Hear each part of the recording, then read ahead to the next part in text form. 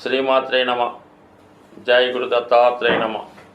ఈ వీడియోలో మనం వృషభ రాశి వారికి ఫిబ్రవరి 16 నుంచి 22 మధ్యలో జరగబోయే వార ఫలాలు పరిశీలించినప్పుడు ఈ రాశి వారికి ఈ వారంలో చాలా గొప్ప ధనయోగాలు ఏర్పడడం జరిగింది. ముఖ్యంగా లాభస్థానంలో శుక్రరాహుల కలయిక. ఇది చాలా వరకు ఈ జాతకుడికి స్త్రీల సహకారంతో ఆర్థిక లాభం కలుగుతుంది. విదేశంలో ఉన్నటువంటి మిత్రుల సహకారం లభిస్తుంది. ఎక్కువగా పెద్ద మొత్తంలో రుణ ప్రయత్నాలు చేస్తున్న వారికి మీ యొక్క రుణ ప్రయత్నాలు ఫలించడం జరుగుతుంది. ఉద్యోగంలో సడన్గా ప్రమోషన్ కానీ మీ యొక్క వేతనం కానీ పెరిగే అవకాశం ఉంది. అయితే ఈ సమయంలో మీరు ఏ ప్రయత్నం మీ స్వలాభం కోసం చేస్తున్నప్పుడు అవతల వారికి కూడా కొంత మీ లాభంలో వాటా ఇవ్వవలసి ఉంటుంది. అంటే ఏదైనా మీరు పని జరిపించుకోవాలంటే కొంత బ్యాక్డోర్ రూపంలోనో లంచం రూపంలోనో బహుమతి రూపంలోనో ఇస్తే తప్ప ఆ ఫలితం మీకు వచ్చే అవకాశం లేదు. మీరు మీడియేటర్ ద్వారా ప్రయత్నం చేసినా సొంతంగా ప్రయత్నం చేసినా తప్పనిసరిగా మీ లాభాల్లో కొంత భాగం వేరే వారికి రహస్యంగా బ్లాక్ మనీ రూపంలో ఇవ్వవలసి ఉంటుంది. అయినప్పుడు కూడా దానివల్ల మీకు పెద్దగా నష్టమైతే కాదు, ఎక్కువగా లాభం కలిగే అవకాశం ఉన్నది. అలాగే ఏదైనా ఒక వ్యవహారంలో ఒక ఫంక్షన్లో కానీ ఒక ప్రయాణంలో కానీ మీకు ఒక వ్యక్తి పరిచయం అవడం జరుగుతుంది. వారి యొక్క సహకారంతో మీ యొక్క వ్యాపార అభివృద్ధికో మీరు నిర్వహిస్తున్న లేదంటే మీరు చేస్తున్నటువంటి పనికి సంబంధించిన వాటిలో వారి యొక్క సలహా తీసుకొని దాన్ని ఇంకా అభివృద్ధి పరుచుకునే విధంగా మీకు మిత్రులు సహకరించే అవకాశం ఉన్నది. ఇక ధనస్థానంలో కుజగ్రహం కొంతవరకు మీ యొక్క వాక్చాతుర్యంతో ఏదైనా విషయాన్ని సెటిల్మెంట్ చేయడం కానీ ఆర్థిక పరంగా భూములు సంబంధించిన వ్యవహారాల్లో మీడియేటర్గా వ్యవహరించడం వల్ల కొంత కమిషన్ రూపంలో మీకు ఆర్థిక లాభం రావడం కానీ జరిగే అవకాశం ఉంది. లేదంటే కొన్ని సందర్భాల్లో మీకు భూములు స్థిరాస్తులపై ఆదాయం లభించవచ్చు. అలాగే ఆస్తి పంపకాల్లో మీ భాగం మీకు రావడం వల్ల కూడా కొంతవరకు ఆ వ్యవహారం సెటిల్ అవుతుంది. బట్ చాలా వరకు కుటుంబ సభ్యుల మధ్య ఎక్కువగా విరోధాలు అభిప్రాయ భేదాలు వచ్చే అవకాశం ఉంది. మీరు ఉన్నది ఉన్నట్టుగా మాట్లాడడం వల్ల అయితేనే మీ కుటుంబ సభ్యుల్ని మీరు అదుపులో పెట్టాలనే ఉద్దేశంతో గట్టిగా ఆర్డర్స్ ఆజ్ఞలు ఇవ్వడం వల్ల వారి మనోభావాలు దెబ్బతినడం వల్ల పరోక్షంగా వాళ్ళు మిమ్మల్ని విభేదించే అవకాశం ఉంది. కొన్ని సందర్భాల్లో మీ కుటుంబ సభ్యులు కుటుంబం నుంచి దూరంగా వెళ్ళడానికి కూడా ఈ గ్రహస్థితి చెప్తుంది. కాబట్టి ఏదైనా నిదానంగా సావధానంగా వ్యవహరించడం మంచిది. ఏదైనా మీ యొక్క ఆదాయం ధనం పెరగడం వల్ల ఆ ధనాన్ని సద్వినియోగపరిచే విషయంలో కానీ ఏదైనా ఒక దాంట్లో ఇన్వెస్ట్ చేసే విషయంలో కూడా కుటుంబ సభ్యుల మధ్య విభేదాలు రావచ్చు. బట్ ఏదైనా జాగ్రత్తగా సామరస్యంగా పౌరుషాంకాన్ని పోకుండా జాగ్రత్తగా పరిష్కరించుకోవడం మంచిది. బట్ ఏదైనప్పుడు కూడా రాశి యందు గురు సంచారం వల్ల ఎంత గొప్ప సమస్య అయినా మీ యొక్క సమయస్ఫూర్తితో నిదానంగా వ్యవహరించడం వల్ల ఆ సమస్య సాల్వ్ అయ్యే అవకాశం ఉన్నది. దానివల్ల పెద్దగా తొందరపడకుండా నెమ్మదిగా వెయిట్ చేస్తే అన్ని సమస్యలు పరిష్కారం అయ్యే అవకాశాలు ఉన్నాయి. కాబట్టి పెద్దగా దాన్ని తొందరపడకూడదు. వచ్చిన ధనాన్ని జాగ్రత్తగా కాపాడుకుంటే మంచిది. ముఖ్యంగా దశమ స్థానంలో ఏర్పడినటువంటి రవి బుధల యొక్క యోగం మీకు అంటే ఒక విధంగా ఇది విద్యాయోగం, బుధాదిత్య యోగం, నిపుణ యోగం కూడా ఏర్పడడం జరిగింది. కేంద్ర కోణాధిపతులు దశమ స్థానంలో కలిసినప్పుడు ఒక లక్ష్మీ యోగం ఏర్పడుతుంది. అంటే లక్ష్మీ యోగం ఏర్పడినప్పుడు ఎలా ఉంటుందంటే అది ధన విషయంలో సహకరించడం జరుగుతూ ఉంటుంది. అదే రాజయోగం అన్నప్పుడు కేవలం నేమ్ అండ్ ఫేమ్ మాత్రమే కలుగుతూ ఉంటుంది. ఎప్పుడైనా సరే కేంద్రాల్లోకి వచ్చిన గ్రహాలు ఆర్థిక పరంగా సహకరించడం జరుగుతూ ఉంటుంది. ప్రస్తుతం కేంద్రంలోకి రవి రావడం వల్ల ప్రభుత్వ సహకారం లభిస్తుంది. ప్రభుత్వ వ్యవహారాలు మీకు అనుకూలంగా మారడం జరుగుతుంది. ఏదైనా ప్రభుత్వం ద్వారా మీకు ఒక స్థిరాస్తి కానీ గృహం కానీ వచ్చే సూచనలు కూడా ఉంటాయి. ఇంకా బుధుడు అక్కడ ఉండడం వలన వ్యాపారం ద్వారా రాణిస్తుంది. చేస్తున్నటువంటి వృత్తితో పాటు అదనంగా వేరే వృత్తి చేపట్టడం కానీ అదనపు ఆదాయం కొరకు మీరు చేసే ప్రయత్నాలు ఫలిస్తాయి.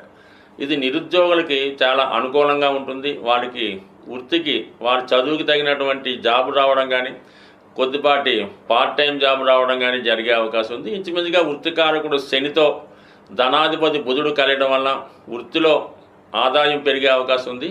మీ చదువును బట్టి ఏదో కొద్దిపాటి ఆదాయం కూడా ఏర్పడే అవకాశం ఉంది. ఎవరైతే ఉద్యోగం కొరకు ప్రయత్నం చేస్తున్నారో వారు పెద్దగా నిరాశ చెందకుండా మరి ఇప్పుడే మీకు దశమ స్థానంలో రవి ప్రవేశించి దిగ్బలుడై ఉండడం వల్ల కంపల్సరిగా మంచి ఉద్యోగం కోసం ప్రయత్నం చేయండి. ఇది విదేశంలో ఉన్న వాళ్ళకి స్వదేశంలో ఉన్న వాళ్ళకి కూడా వస్తుంది. బట్ ఏదైనా మీరు ఊహించిన విధంగా గొప్ప ఉద్యోగం కాకుండా ఏదో మీరు బతకడానికి సరిపోయే ఉద్యోగం మాత్రం కంపల్సరిగా ఈ వారంలో మీకు వచ్చే అవకాశం ఉంది. దాన్ని సద్వినియోగం చేసుకుంటే దాని తర్వాత ఇంకా మంచి ఉద్యోగంలోకి వెళ్ళే సూచనలు ఉన్నాయి కాబట్టి బట్ ఏదైనా ప్రయత్నం చేసినప్పుడు ఖచ్చితంగా విజయం వచ్చే అవకాశం ఉంది. అది వృత్తి సంబంధించిన విషయాల్లో సక్సెస్ తప్పనిసరిగా ఉంది. స్వస్తి. సాధారణంగా గ్రహస్థితి మనకి అనుకూలించినప్పుడు, గ్రహాల స్థితి బాగలేకుండా ఇబ్బందులు పడుతున్నప్పుడు ఏ ఒక్క గ్రహం గురించో మనకి ఈ ఇబ్బందులు వస్తున్నాయి అనుకోకుండా సుమారుగా అన్ని గ్రహాల ప్రభావం నుంచి బయటపడడానికి సాధారణంగా కొన్ని మంచి కార్యక్రమాలు చేయడానికి మన పెద్దవాళ్ళు నిర్ణయించడం జరుగుతూ ఉంటుంది అన్నమాట. కామన్గా ఏమవుతారంటే ఇది ఏలినాటి శని జరుగుతుంది, కేవలం ఆ శివాలయంలో నవగ్రహాల దగ్గరికి వెళ్ళడం, ఆ శని భగవానుడి ఏదో కొద్దిగా అభిషేకం ఏదో చేసి రావడం జరుగుతుంటుంది.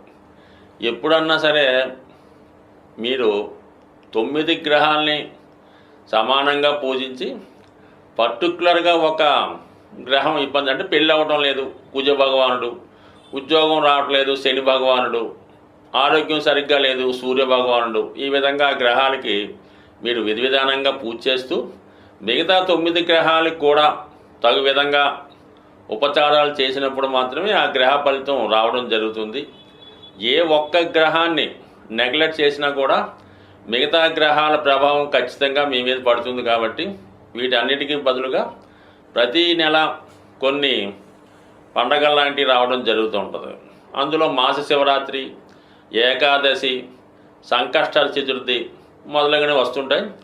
అవి విధి విధానంగా ఫాలో అవ్వడం వల్ల ఏ గ్రహాలు అన్ని గ్రహాలు కూడా మీకు సమానమైనటువంటి ఫలితాన్ని ఇవ్వడం జరుగుతుంటుంది. మరి ఇప్పుడు మనకి ఈ వారం ప్రారంభంలో 16వ తారీఖున వస్తున్నటువంటి ఈ సంకష్టాల చతుర్థి రోజు విఘ్నేశ్వరుడి యొక్క అభయం ఉంటే, విఘ్నేశ్వరుడి యొక్క అనుగ్రహం ఉంటే సమస్త గ్రహాలు అనుకూలించాలని ఈ శివపార్వతులు మరి విఘ్నేశ్వరుడికి ఇచ్చినటువంటి వరం. కాబట్టి ఈ సంకష్టాల చతుర్థి పూజ చేయకుండా మీరు మాస శివరాత్రి చేసినా ఫలితం ఉండదు, ఏకాదశి చేసిన ఫలితం ఉండదు, మహాశివరాత్రి అన్నా ఫలితం ఉండదు. అందుకని ముందుగా మరి ఈ నెలలో వస్తున్నటువంటి మహాశివరాత్రి యొక్క పుణ్యఫలం మీకు సంపూర్ణంగా దక్కాలంటే రేపు వచ్చినటువంటి సంకష్టాల చతుర్థి రోజు విఘ్నేశ్వరుడి యొక్క అనుగ్రహం కోసం వీలైనంత వరకు మీరు సొంతంగా కూడా చక్కగా వినాయకుడి ఫోటో ముందు గరికతో అర్చన చేసి మీకు వచ్చినటువంటి వినాయకుడు నామాలు చక్కగా చదివి దానికి ఒక బెల్లం ముక్క నైవేద్యంగా పెట్టి పూజ చేసుకోవచ్చు. అవకాశం ఉన్నవాళ్ళు మరి ఆలయంలో మరి ప్రదోష వేళ విఘ్నేశ్వరుడికి చేస్తున్నటువంటి అభిషేకంలో పాల్గొనడం జరుగుతూ ఉంటుంది. ఎవరైతే సౌభాగ్యం కోసం ప్రయత్నం చేస్తున్నారో, పెళ్లి కోసం ప్రయత్నం చేస్తున్నారో వాళ్ళు మరి స్వామివారికి గంధం నీళ్ళతో కానీ పశువు నీళ్ళతో కానీ అభిషేకం చేయడం వల్ల, మరి ధనం కోసం ప్రయత్నం చేస్తున్నవారు చెరుకు రసంతో కానీ పాలతో కానీ తేనెతో కానీ అభిషేకం చేయడం వల్ల, మరి ముఖ్యంగా ఆరోగ్యం కోసం చేస్తున్నవారు ఇప్పుడు వస్తున్నటువంటి నలుపు రంగు ద్రాక్ష పళ్ళు రసంగా చేసి వాటిని అభిషేకంగా చేయడం వల్ల కానీ, ఏదైనా ప్రతి అభిషేకానికి ఒక ప్రత్యేకమైన ఫలితం ఉంటుంది.